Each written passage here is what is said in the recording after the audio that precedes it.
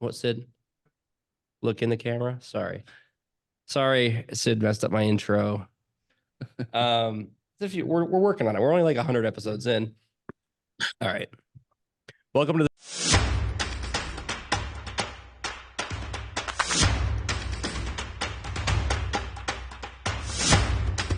Fitness Society podcast, guys. I want to welcome Keith, John, and Tyler back for the recap of the C2C race. They raced for 72 hours and just got only 3 hours of broken up sleep. Yeah, roughly. Did anyone not sleep at all? Any other teams? No, any of you guys. Like, did you all get about 3 hours? Yeah, I'd say probably three would be the max. You got I the got most sleep. I got a little bit. I got 3 hours and 4 minutes. So guys, this is John, and then we have Keith here, and of course Tyler. He was in the last episode. So we are going to talk about their C2C race, their expectations versus what the reality of the race actually was. We're going to find out who the toughest guy here is because I wanted to see who led the pack. Oh man. So your expectations of the race versus how it actually came out. Did you guys all expect it to be what it was? What do we think? John, you go first. There's certain parts of it that I was kind of dreading, specifically the paddling portion. Okay. I've paddled a good amount in the past, but it's been a number of years. And I remember when we did our first race together back in Georgia, we were in the boat for, I think, almost 3 hours. And about 3 hours. I just remember that was like, man, that's a long time to be paddling straight. And it was broken up because there were certain points that we had to get, but for the most part, you're just going. And so I kind of dreaded that a little bit. So my expectations going into that were that is definitely a sea of misery. Knowing that we had two 20+ mile legs to deal with. So that certainly exceeded my expectations. 40 miles of paddling then. Yeah, broken up into two different sections. Wow. One of them was open ocean and the other one was a river. Just like were the waves like beating on you? It wasn't that bad out there initially, but the waves would come kind of over the side of the canoe because this is a pond craft, mind you. This isn't like a seafaring canoe or anything. This is like the base canoe. Yeah, the one you'd use at like Boy Scout camp or something. Ooh. And yeah, waves was just coming over. I was bailing it out with my Gatorade bottle because we didn't want to die in the ocean. Yeah. Keith, how about you? What was your expectation versus the reality of it? What'd you think? Oh, expectation was I knew we would do well. We worked really well together as a team. We were very cohesive. We basically react and do things without being asked. You know what I mean? Which is, I don't know if it's a quality of former military service or if it's just we just gel well together. So I knew we wouldn't have any issues where we'd have a breakdown in the middle of the woods like some teams do. They you have somebody that just they aren't there. They want to be anywhere but there. We do pretty well of keeping each other going. So I knew that going in that the team wouldn't be the team breakdown wouldn't be an issue. I also knew that I was dreading the paddle because the open ocean is very unrelenting and it does not care that you're in a dinghy essentially. It doesn't care that you've got 3 dudes in gear in it.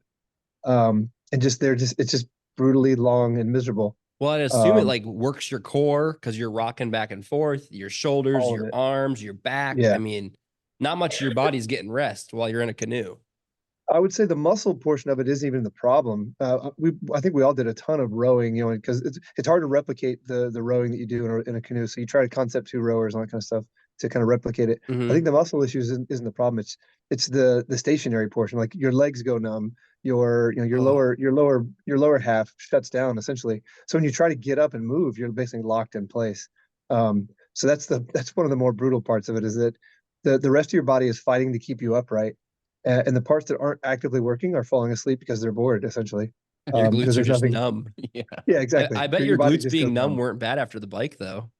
Huh? Maybe. Man, the bike pain was a different misery for your butt. Yeah. So, Tyler, expectation were your glutes ready for the torture? There's no way you can't get your glutes ready until you do it. The only way to get ready for this race is to have done this race last year. Okay. Right. And then you're a little ready. Yeah. Then you're like, okay, I know. Because like I was saying earlier, like you can say I'm going to go on a 12-mile bike ride or a 12-hour bike ride. Yeah. And it doesn't really mean anything until you're sitting in the saddle of your bike for 12 hours. Oh, and man. it's just kind of like, it's a different kind of pain. I think there's not a lot of skin left on the old butt cheeks. But it was a definite, that met my expectations Yeah. for pain. And I think with them too, the paddle was the thing that I didn't really want any part of. Really? Yeah. That was the worst part. There's something about it, especially if you I don't have a lot of time paddling. I don't have a kayak. I don't have a canoe. I guess like you're not really gonna like maybe mental too. Like you're gonna fall off your bike and like put your leg down. And it's a speed thing, right? So if you're walking or running, we all know how fast we walk or run, right? We do that every day. Yeah. And then if you're riding a bike, you know you can cover some ground on a bike. Mm-hmm. But your point of reference for paddling, whether it's against a current, with a current, or parallel to the coastline, like you don't know, I don't know, I don't think the three of us know how fast we're moving. So it's hard to gauge like, hey, we're going to that point way over there. Yeah. I don't know how long it's going to take us. So I don't want to compare this story whatsoever, but we were in Clearwater one time and there was an island off the shore. Yeah. And there was a kayak rental right there. And we were like, well, heck, let's get some kayaks and go out to that island. It'll be awesome. Well, that island was a hell of a lot farther than it looked. Yeah. We all had like deep sunburn, like leather skin. We were all beat up, but I don't want to compare that to your guys' 20 miles, 40 miles of paddling. Yeah, but I'm just saying, I know the perception of like, oh, that's not too far. Yeah. Unless you're like, you have time doing that, right? And I think that was the thing we had the least amount of time doing. Like we can go ride forever. We can go run forever. We work out. So, yeah. But the one thing that we don't have a lot of time on is on the water. Yeah. So And that's like, kind who of does like who paddles basically everybody that beat us. And speaking of that, you guys, Tyler, you said you guys finished 48. Yeah, I think it was around 48th or so. Out of how many teams competed? Do you guys know the number of teams? Ballpark? Started with 225. Yeah, 225, and you said half of them didn't even finish. Yeah, something like that. I think on the last night they pulled 30 or 33 teams out of the river that we were on just because it was pure. You guys are like, over here, you can grab me next. You can grab me next. Yeah, we actually probably wouldn't have been able to do that because we couldn't see our paddles and we were seeing all sorts of stuff that didn't exist. Now, were all of you guys having like hallucination issue by that point? I think Tyler started to show signs at the earliest, or at least he was making note of it earliest. Now, he started talking about what he could see in the leaves and stuff. So that was on the walk to the boat. Now, were you guys like awake enough to be like, hey man, I don't know what you're talking about? No. In typical military fashion, we just joined right along with him and just play along. Yeah. No, I was right behind him because I thought the palmettos were animals. So I was like, yeah, I guess we're all here in the same place. Ooh, just riding this out together. And how many hours is this in? Like how much? This is the last night, so like 50-ish hours. Yeah, I think so. Yeah, it's probably 58, 60 hours, something like that. Yeah, because we'd had an issue. If we back up a few days, John had an issue with his knee on one of the bikes, and he ended up getting picked up because he couldn't go. And in that time, Keith and I had to hammer out 2 more bike rides, and we ended up running into John at another transition area, and he was able to get some more rest. And he said, hey, they're going to let me come back in to finish like the last 2 or 3 legs with you guys. Like, okay, cool. So he's like, hey, I'll see you guys in a few hours. I'll be at the next point. So Keith and I hopped back on our bikes and we went to go finish up. I don't know, it was like a 60-mile bike ride or something. And just finish it up real quick. Yeah, there's nothing quick about it. But we got to that point and John was there. He's like, hey, I've got all your guys' food set up. I've got everything.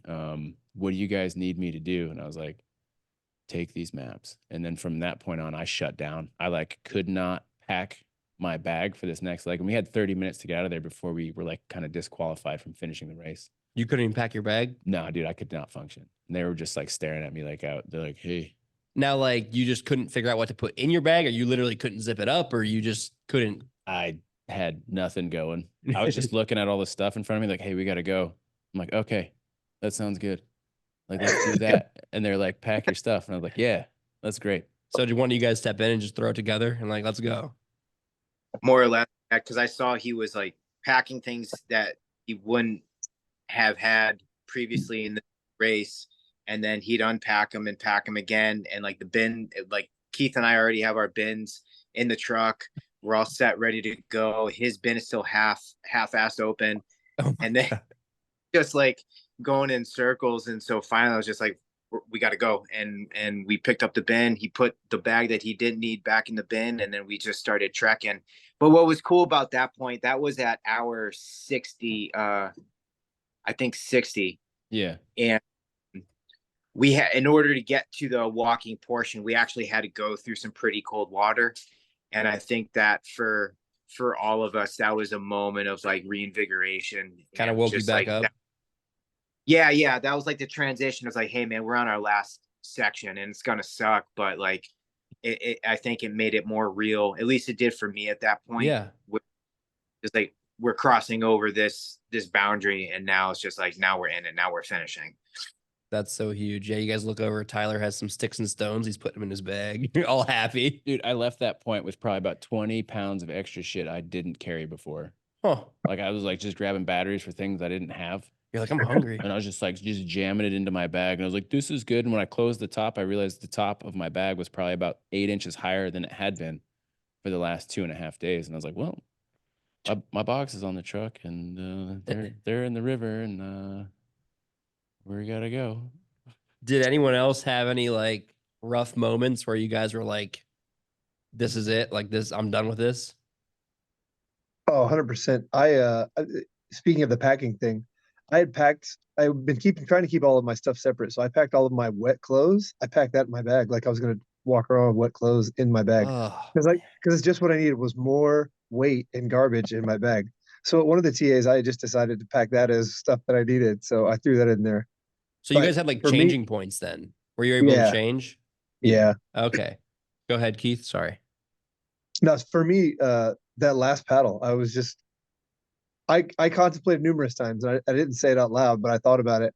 I was just going to jump out of the boat and either swim to the shore or push the boat from behind. I was so sick of being in that stupid canoe that I just was so over it.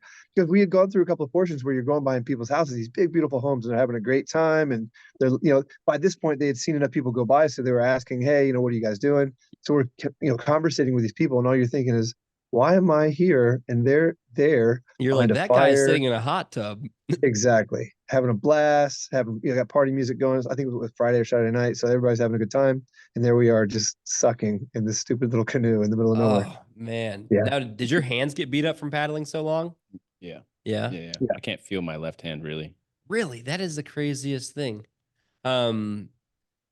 Any other like high points or low? I mean, you hit the water, you guys are feeling good. That kind of revigorated you. Maybe not feeling good, but I think that only lasted while I was in the water. and then you got warm again. Yeah, and then I went and put my shoes on, and everything else just came back in. All right. I asked Tyler too. Any one of you like step up as the head honcho or head leader, or just pretty much side by side the whole time? I tell you what, I we think went through phases. Went through. That's kind of what Tyler said too. Yeah. So the first day, John's knee was really bugging him. So Tyler stayed by him and I ran around and grabbed points and kind of took the lead. The second day, when I told Tyler, I was like, dude, I'm on autopilot. Because I was dealing with like a head cold or whatever it was the whole time. And my Oh. body got super, super hot and my ears were hot. I was like, dude, I think I'm overheating. So I just hung behind him and basically let him break the wind. so I stayed Nice. as close to him as I could on his bike. But it happened to be one of those days that were just actually hot. We were on hardball on tarmac the whole time, and it was just hot as hell. So he took charge then. And then by the time Tyler and I met back up with him at was it TA 6? Mhm. Yeah, TA's Yeah. five, 6. Yeah. Whatever. When he handed off the maps to John, John's like, "Word, I got it," and basically ran the whole thing. I don't think we would have made it back if one of us knuckleheads would have tried to figure out the canoe portion, because somehow John managed to know exactly where he was on the map the Until it entire was time time to throughout. tell us. Yeah, until it mattered. But more importantly, he knew exactly where we were in this tiny little river that's, every turn looks exactly like the turn before it. I mean, every right looks like a right Oh, that gosh. look just like it. It was And at dark, 3 in the dude. morning, yeah, it's pitch black dark. All you can see is basically what your headlamp is providing. At 3 in the Which morning, isn't much. everything looks the same. Exactly. So John definitely stepped up that. So I think we all had our highlights for sure. Okay. Does this, I mean, if I'm crossing the line, you guys could say no, but like, Does this like compare anything you guys saw in the military, or like is this did this feel easy compared to the military, or like I don't is know. there I've been any to some correlation at all? situations. Yeah, I've been in some schools and some situations that were pretty hairy, obviously, in the midst Yeah. of combat and stuff like that. There's a different type of excitement. You may know it, getting shot at and all that fun stuff. There's a different type of excitement. So obviously this lacked that. But I think it certainly you can find parallels in the excitement Yeah. that you need to get through this that you would in, being in service. And definitely knowing that you can rely on people and not rely on people. Yeah, Um, definitely. And at least definitely you're makes with a huge three good dudes, right. that you've have prior service with, and and also, yeah, you're not actually life threatened in this situation, which probably makes it a lot more fun. Yeah. With the That's exception of the battle, that was kind of life threatening. I didn't realize that.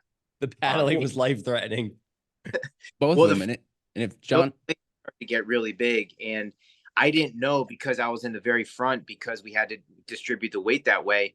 And so underneath me, there's not a whole lot of water. And then towards the tail end of it, we were just getting hammered by waves and we were stopping more frequently so Tyler could bail. But there's one photo that they took, and if you look at it, water is probably within 2 or 3 inches of like going over the top. So you guys are like sitting in you're sitting in water in the canoe. yeah, dude, we probably had at any point maybe 2 or 3 inches of water in the bottom of this canoe. Oh my gosh. And yeah, it's a pretty good shot. They took it from the race coordinators. Their photographer took it. I'm sure Tyler's got it on his phone. He could probably show it to you. It's worth dude. it's pretty funny. It's worth looking at. So it's pretty interesting. Okay.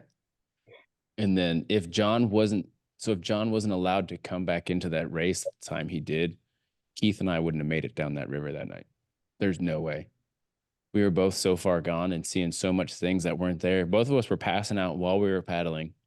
Oh my God. It was not good. And so John was literally just pulling the two of us down this river, this 19, 20-mile river, while him and I are losing our minds. Tripping balls on the river, 3 a.m. All sorts of stuff. We stopped once on this little sandbar so I could get out and stretch my spine. And then Keith was like, I'm not getting out. Like, all right, dude, why not? He's like, no, I'm doing it. And he's like, what are you getting from the store? Oh no. I'll be like, dude, we're not at the store, man. We're stuck on a stupid island in the middle of this dumb river. You are not in a car, you are in a kayak. Yeah. He's like, I'm not getting out of the canoe. But what about the Oh. store? Did you guys make it to the store or what's up? Never made it to the store. It wasn't there. It was closed. Oh Yeah. man, that's brutal. I even ended up taking a nap between like Keith's legs, and I put my backpack like behind my head because I was like, dude, we need to stop. Like, I'm too far gone to keep going. Like, even though again, the only way off this river is through this river. Yeah. And again, we're too dumb to quit. So it's like, we're gonna make it, but right now I need a minute to myself.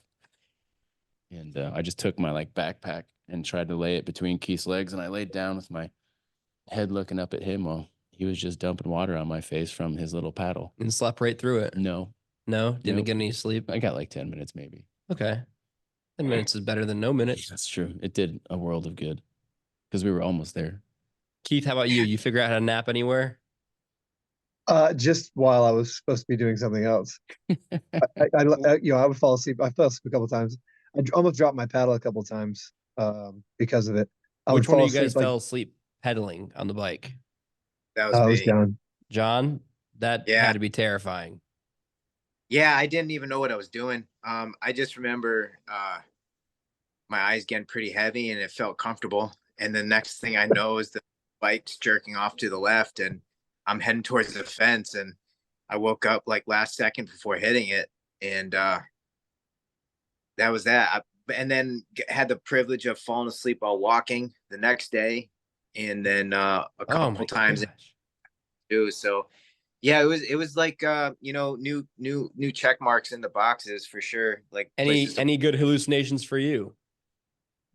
any good what now? Hallucinations. Nobody saw Scooby-Doo out there? No, I mean I saw like flashes of lights a lot out of the corners of my eyes, but Those nothing. are just aliens. Yeah. Well, it was a UFO encounter on the river towards the end of it. Oh, that's true. Forgot about that guy. All righty, guys. So are we doing a race next year? Absolutely. Yeah. Might try to get another one in this year. 100%. Absolutely. Yeah. After this 5-star review, we are all absolutely back in it next year. Yeah, if you like to be sad, if you like to be cold, you like to be wet, and you like to see things that aren't there, this is absolutely the race for you. I love it. I love the motivation you guys have.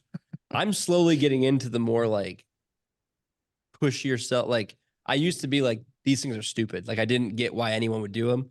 Now that I started running farther and farther, Yeah. and I'm getting to that like threshold of like, and I don't want to say anything compared to you guys, but like, you know, I get towards that past that 8-mile mark and it starts sucking. And I'm like, you know what? I'm going to keep running. And then I'm like, what's gotten into you, man? You're going crazy. And then it gets worse. Then you find yourself on a river Yeah. You know, in the middle of the night. tomorrow I might go for my run, then jump in the pool and swim back and forth for a while. You won't do it. Jump in the ocean. Jump in the ocean. Swim to Cuba. I got to toughen up. Tyler's making me feel weak in here. That's funny. But anyway, guys, thanks for coming on and chatting with us. I really appreciate it. And once again, guys, if you don't remember from the first episode, this was all for veterans and first responders support. Revival. Yeah, Guardian Revival. Guardian Revival. Yeah. We'll tag them again below. Follow the Flow State Endurance as well. And you said you might do another race this year. Yeah, I Yep. think we're trying to put me and John got a 2-gun shooting competition in May. We're looking at maybe another like 12-hour adventure race in May. We have I have an 18-hour in October. And I think we're all just kind of trying to sprinkle on some stuff throughout the rest of the year and potentially a 3-day in Colorado. A 12-miler wouldn't be the worst thing ever. 12-hour. 12 If I hours. said Sorry. miler, no. No, hour. you said hour. Sorry, I Hour. said mile. Yeah. 12-hour wouldn't be horrible. Yeah, after all this, I think it'll be fine. No, I think that's a good intro race. I for me. say that, and then I will die on that one. Well, you'll probably try to be going a little faster, you know? Yeah, push it a little bit more. Yeah, because you know it's only 12 hours rather than 72. That's where mistakes happen. Yeah. Yep. All right, guys. Well, thank you very much. I really appreciate you coming on. Let's get you guys some more support. Keith, John, nice meeting you. And you as well. Thank you for having us. All right. Absolutely, man. Thank you. Have a great day, and thank you guys for your service.